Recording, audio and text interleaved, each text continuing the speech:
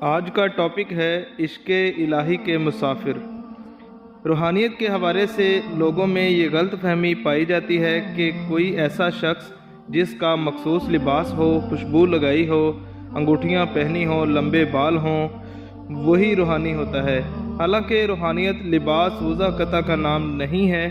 انسان روح اور جسم کا مرکب ہے۔ وہ جسم کے تقاضے تو پورے کرتا رہتا ہے، لیکن روح جو کہ اصل ہے، اس کی طرف کبھی اس کا دھیان ہی نہیں جاتا۔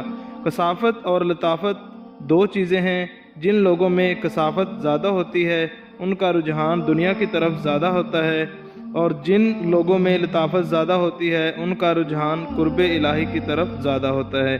روحانیت ایک فطری جذبہ ہے۔ یہ کسی میں زیادہ اور کسی میں کم ہوتا ہے۔ روح کا تعلق اچھے کاموں کے ساتھ ہوتا ہے۔ اگر بندہ خیرات کرتا ہے، لوگوں میں پیار بانٹتا ہے، لوگوں میں خوشیاں بانٹتا ہے، لوگوں کے دکھ درد میں شریک ہوتا ہے اور برے کاموں سے دور رہتا ہے، تو اس سے روح کو طاقت ملتی ہے اور خوشی حاصل ہوتی ہے۔ لوگوں میں غلط فہمی پائی جاتی ہے کہ صرف عبادت کرنے سے ہی روح خوش ہوتی ہے، حالانکہ ایسا نہیں ہے۔ اگر عبادت ہے لیکن روحانیت نہیں ہے تو پھر وہ عبادت نہیں ہے۔ عبادت یہ ہے کہ بندے کے شعور اور لاشعور کی رغبت اللہ تعالیٰ کی طرف ہو۔